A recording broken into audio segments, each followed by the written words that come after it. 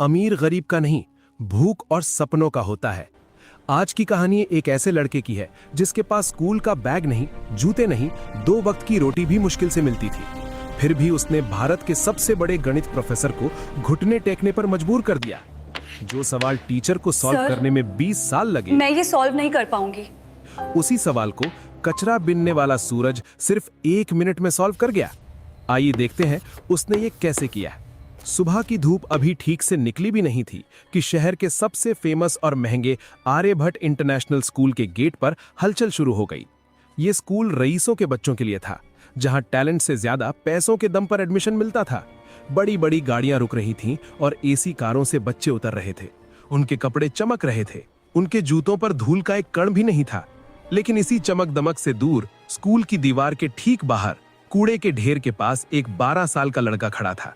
उसका नाम था सूरज। सूरज का हुलिया ऐसा था कि लोग उसे देखकर मुंह बना लेते थे।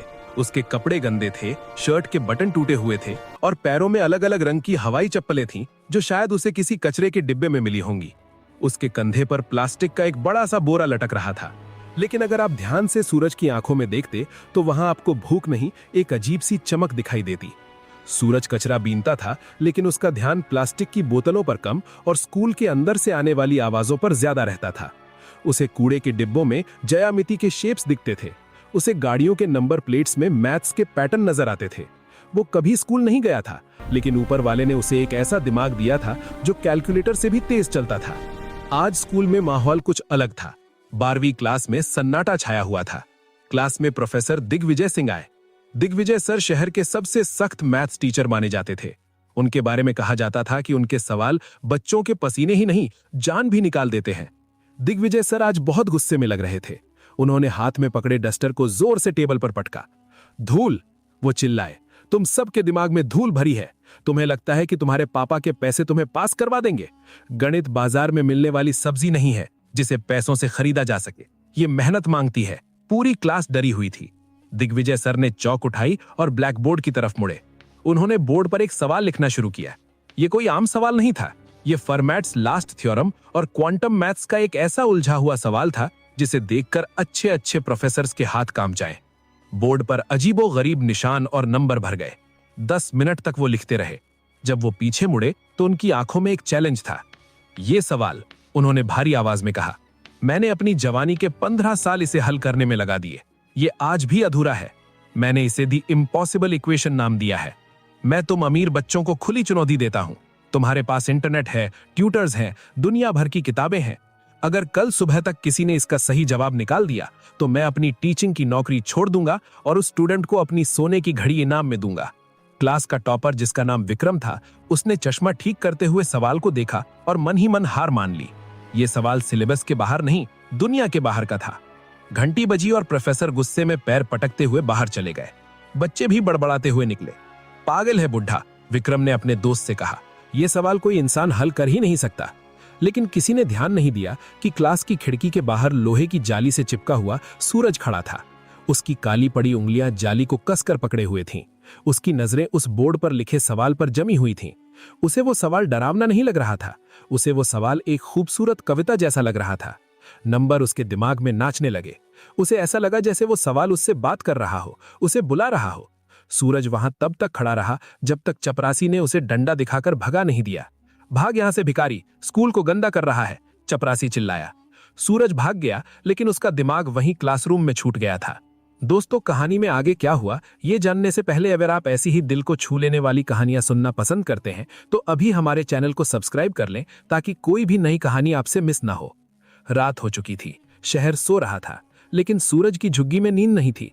उसका शराबी पिता खर्राटे ले रहा था और मां बीमार पड़ी थी। घर में खाने को कुछ नहीं था। सूरज का पेट भूख से मरोड़ रहा था, लेकिन आज उसे भूख से ज्यादा बेचैनी उस सवाल की थी। वो सवाल उसे सोने नहीं दे रहा था। उसके दिमाग में बार बार वो सिंबल्स आ रहे थे। रात के 2 बजे जब रहा नहीं गया तो सूरज उठा। उसे लगा कि अगर वो उस सवाल को हल कर लेगा तो शायद उसके मन का शोर शांत हो जाएगा। वो चुपके से अपनी झुग्गी से निकला और स्कूल की तरफ दौड़ा। स्कूल का पिछला गेट टूटा हुआ था, जहां से वो अक्सर प्लास्टिक उठाने अंदर घुसता था। आज वो प्लास्टिक उठाने नहीं, कुछ सीखने जा रहा था। स्कूल के गलियारे अंधेरे में डूबे थे। गार्ड सामने वाले गेट पर सो रहा था। सूरज परछाई की तरह क्लासरूम की खिड़की तक पहुंचा। खिड़की खुली थी, वो अंदर कूद पड़ा। क्लास में घुप्पा अंधेरा था, बस बाहर स्ट्रीट लाइट की हल्की रोशनी आ रही थी जो सीधे ब्लैक बोर्ड पर पड़ रही थी। बोर्ड पर वो सवाल अभी भी वैसे ही लिखा हुआ था जैसे कोई भूत मुंह खोले खड़ा हो। सूरज धीरे धीरे आगे बढ़ा, उसके पैर कांप रहे थे। डर इस बात का नहीं था कि वो पकड़ा जाएगा, डर ये था कि क्या वो इसे कर पाएगा। उसने टीचर की मेज से एक चौक का टुकड़ा उठाया। वो चौक उसके खुरदरे गंदे हाथों में अजीब लग रही थी। उसने लिखना शुरू किया। खट खट, सन्नाटे में चौक की आवाज गूंजने लगी। पहले वो धीमा था, लेकिन जैसे जैसे सवाल सुलझता गया उसकी रफ्तार बढ़ती गई। सूरज भूल गया कि वो भूखा है, वो भूल गया कि वो एक कचरा बीनने वाला है। इस वक्त वो सिर्फ एक गणितज्ञ था। उसके दिमाग में कायनात के सारे ताले खुल रहे थे। उसे वो रास्ता मिल गया था जो प्रोफेसर दिग्विजय को 15 साल में नहीं मिला। पसीने से भीगा, धूल में सना सूरज 3 घंटे तक लगातार लिखता रहा। पूरा बोर्ड भर गया और अंत में उसने एक बॉक्स बनाया और उसमें जवाब लिखा 0। इतना बड़ा तूफान और जवाब सिर्फ 0। सूरज पीछे हटा।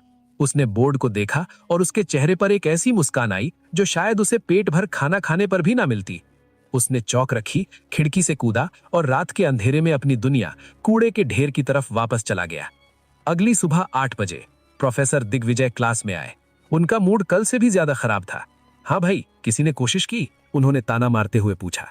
पूरी क्लास शांत थी। विक्रम खड़ा हुआ। सर, हमने गूगल पर भी चेक किया, ऐसा सवाल कहीं नहीं है, ये गलत सवाल है। प्रोफेसर हंसने ही वाले थे कि उनकी नजर बोर्ड पर पड़ी। उनका हाथ कांपने लगा। वो धीरे धीरे, जैसे किसी जादू के असर में हो, बोर्ड की तरफ बढ़े। क्लास के बच्चे हैरान थे। सर, क्या देख रहे हैं? प्रोफेसर बोर्ड के बिल्कुल करीब गए।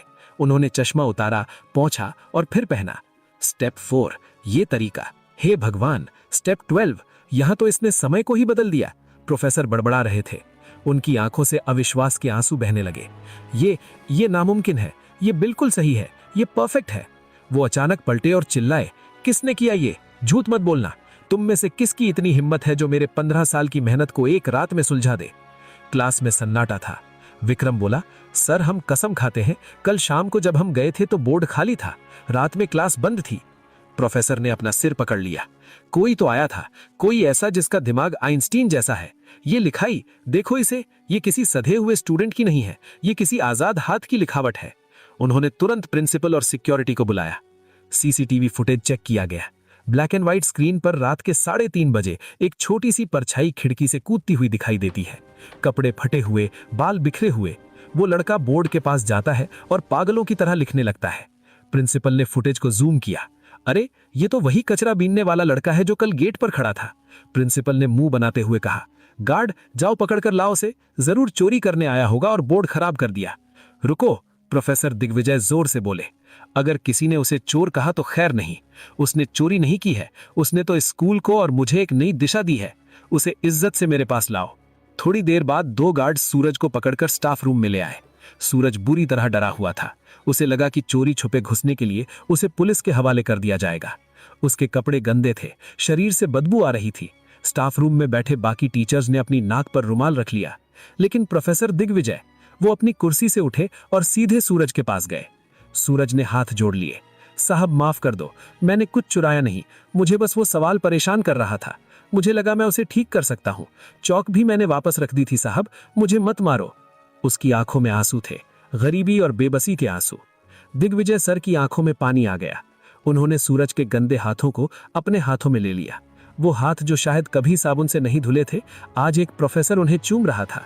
बेटा, तुमने कुछ नहीं चुराया, बल्कि तुमने तो मुझे वो दे दिया जो मैं पूरी जिंदगी ढूंढ रहा था।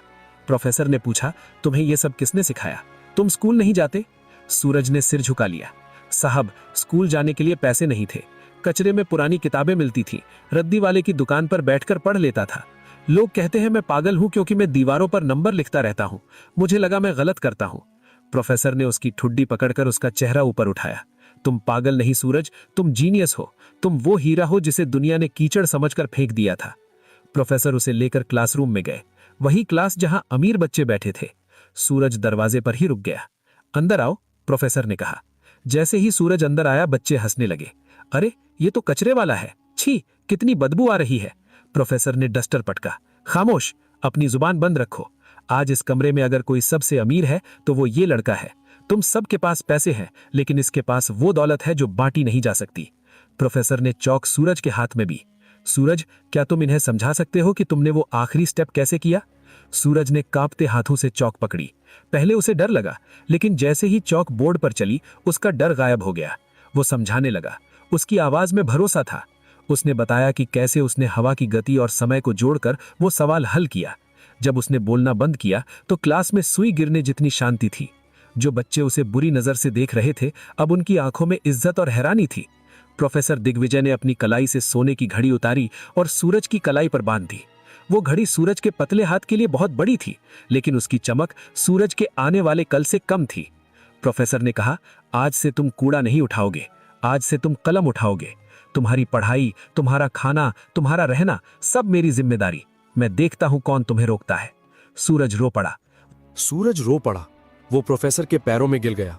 साहब, मुझे बस पढ़ने देना, मुझे भूख नहीं लगती, मुझे बस सवाल हल करने हैं। प्रोफेसर ने उसे उठाया और गले लगा लिया। उस दिन उस महंगे इत्र से महकते स्कूल में एक पसीने और कचरे की बदबू वाले लड़के ने सबको इंसानियत का पाठ पढ़ा दिया था। स्कूल के बाद सूरज बाहर निकला। उसने अपना वो पुराना गंदा बोरा उठाया, उसे एक बार देखा और फिर उसे वहीं डस्टबिन में डाल दिया।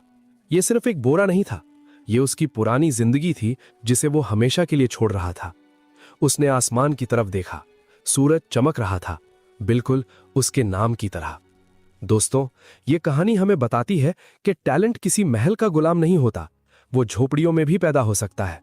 हमारे देश में न जाने कितने सूरज हैं जो रोज कूड़े के ढेर में अपना बचपन और अपना टैलेंट बर्बाद कर रहे हैं। जरूरत है तो बस एक प्रोफेसर दिग्विजय की, जो उस हीरे को पहचाने और तराशे। अगर आपके आसपास कोई ऐसा बच्चा है तो उसे बुरी नजर से मत देखिए। शायद उसकी आंखों में भी कोई सपना पल रहा हो। गरीब होना कोई पाप नहीं है, लेकिन एक टैलेंटेड बच्चे को गरीबी के कारण खो देना समाज का सबसे बड़ा पाप है। आपको ये कहानी कैसी लगी? क्या आपने भी कभी किसी ऐसे छुपे हुए टैलेंट को देखा है? कमेंट करके जरूर बताएं। और अगर इस कहानी ने आपकी आंखों में आंसू ला दिए हों तो